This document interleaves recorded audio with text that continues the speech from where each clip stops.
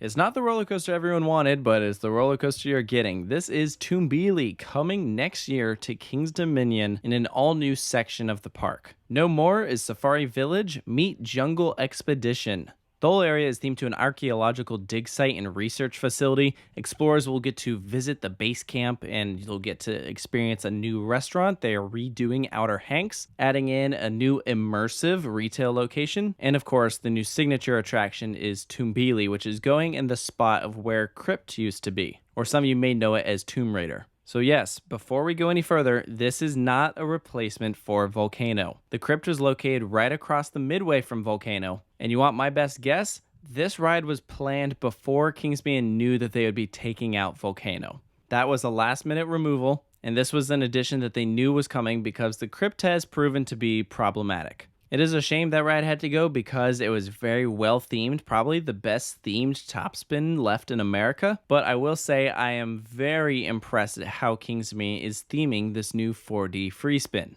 Immediately when you look at it, you see those bamboo supports, and all around it is this ruins from this monkey god temple. If it's themed as well as these renderings suggest, then this is actually pretty awesome. It'll be the best themed free spin, at least here in the States, because the John Wick one does sound pretty cool. Let's talk about the ride a little bit. We have a height of 112 feet. That is a vertical lift hill. Ride time of 55 seconds. I'm assuming that is including the lift. Top speed, 34 miles per hour. Total of 8 riders per train and 2 beyond vertical, what they are calling Raven drops.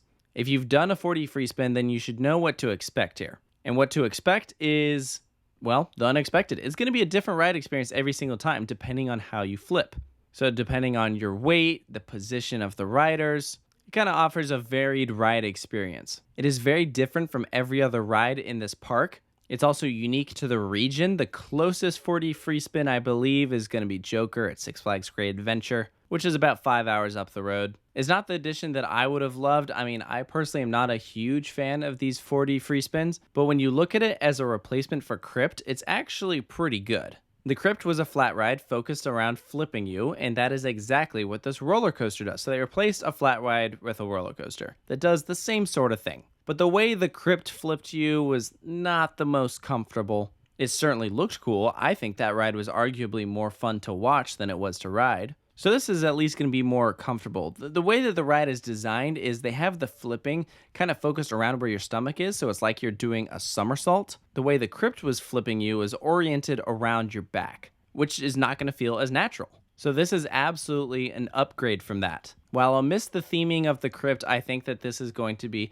a very nice looking addition in this area. Although it is tough to say how it's going to fit in this park because really, this more or less is a filler edition. We got an RMC in 2018 with Twisted Timbers.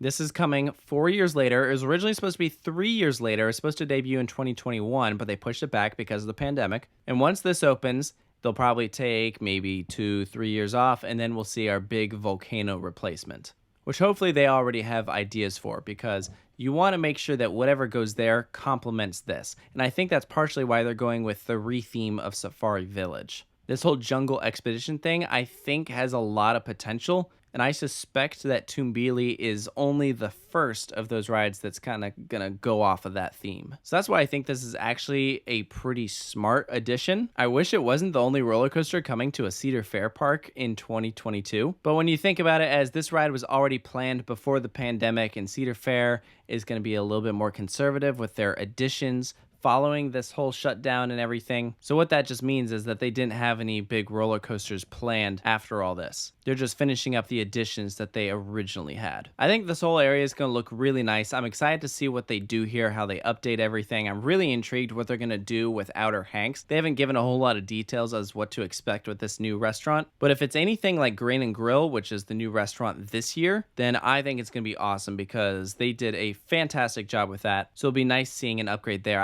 I do wish they were also upgrading Hungry Hippo. That's just down the midway from it, and that's a restaurant that I think really needs it. But I mean, hey, one thing at a time. I'm sure it's on their to-do list. Before we end things out, the last thing I'll really touch on is that it is worth noting that this is a smaller layout compared to the other 4D free spins. If you look, this just goes over one of those hills before going into that Raven drop. On the other free spins, it does two before going over. So is it going to be a shorter ride? Yes.